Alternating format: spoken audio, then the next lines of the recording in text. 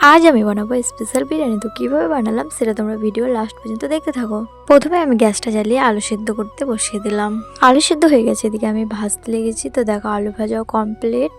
তারপর আমি বেরেস্তাটা ভেজে নিচ্ছি। আমার বেরেস্তা প্রায় ভাজা হয়ে গেছে। বাটির মধ্যে বেরেস্তাগুলো তুলে নিলাম। দেখো বেরেস্তা ভাজা হয়ে গেছে।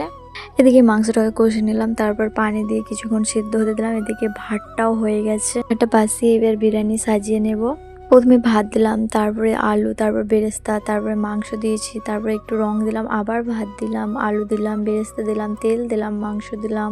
সাজা কমপ্লিট। এবার একটু দমে বসিয়ে দিলাম। এদিকে আমি একটা কমলা লেবু নিয়ে চলে খাওয়ার জন্য নিয়ে এসেছিলাম। এটা খাওয়ার পর কিছুক্ষণ পর চলে এলাম আমরা বিরিয়ানি খাওয়ার জন্য। সবাইকে আমি এক এক করে দিচ্ছিলাম। তোমরা যদি আমার বিরিয়ানি বানানোর লং ভিডিও দেখতে চাও তাহলে আমার চ্যানেলটাকে সাবস্ক্রাইব করে দিও।